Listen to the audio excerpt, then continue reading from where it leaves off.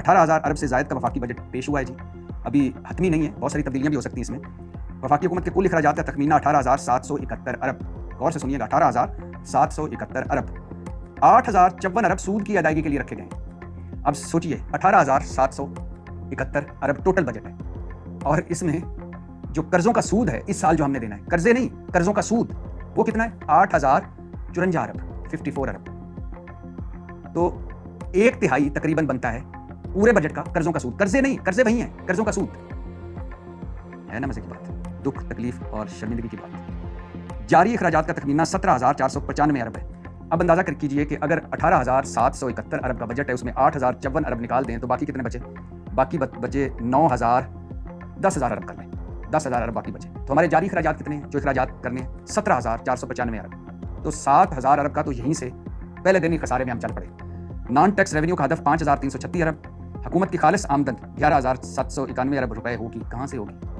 मुल्क की दिफा के लिए 3,000 अरब फराम किए जाएंगे।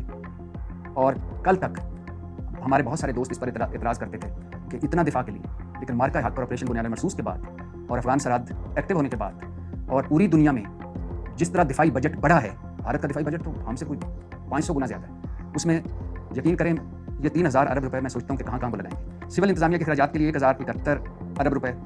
सरकारी मुलाजमीन की तनख्वाहें और रिटायर्ड मुलाजमीन की पेंशन में 7% इजाफा। अब दुआ करें महंगाई 100% ना हो। कभी कभी यूँ भी होता है कि 10% इजाफा हो जाता है, 100% महंगाई हो जाती है और लोगों को 90 रुपए पास से पे डालने पड़ते हैं। बेनज़ीर इनकम सपोर्ट्स प्रोग्राम के लिए 838 अरब रखे गए हैं, 17% इजाफा किया गया है। कम से कम माहाना तनख्वाह में 10% इजाफे की तजवीज़। तनख्वाह 10%, पेंशन 7%। महंगाई दुआ करें इससे नीचे हो तो फिर तो मज़ा है, लेकिन अगर महंगाई 100% हो तो फिर क्या फ़ायदा। कौमी तरक्याती प्रोग्राम के लिए 3,675 अरब।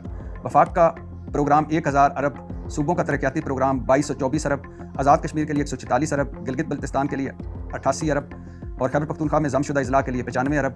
सेहत के मनसूबों के लिए 25 अरब 10 करोड़। सेहत पर कितना लग रहा है वफाकी हुकूमत का?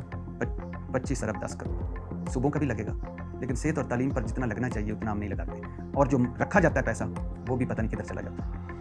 आला तालीम के लिए 46 अरब। तनख्वाहदार तबके के लिए आमदनी के 4 सिलेबस में टैक्स रिलीफ की तजवीज़। सैलरी क्लास पर आयद 9% सरचार्ज को ख़त्म करने का फैसला। पता नहीं अगर ये सीधी सही बात है तो इस तरीके से नहीं टोला डाल जाएगा तो वो अलहदा बात है, वरना तनख्वाहदार तबका जो सबसे ज़्यादा टैक्स देता है सालाना, अगर उसको थोड़ा सा रिलीफ मिले तो इससे अच्छी कोई बात नहीं हो सकती। 15 से 50 करोड़ रुपए तक आमदन की 6 सिलेबस पर आयद सुपर टैक्स खत्म। 50 करोड़ से ज़्यादा आमदनी पर सुपर टैक्स 10% कम करके 8% करने की तजवीज़। पेंशन पर मजमूई तौर पर 1169 अरब रुपये खर्च होंगे। मिलिट्री पेंशन पर 822 अरब रुपये खर्च करने, जबकि सिविल पेंशन पर 272 अरब रुपये खर्च करने का तखमीना है।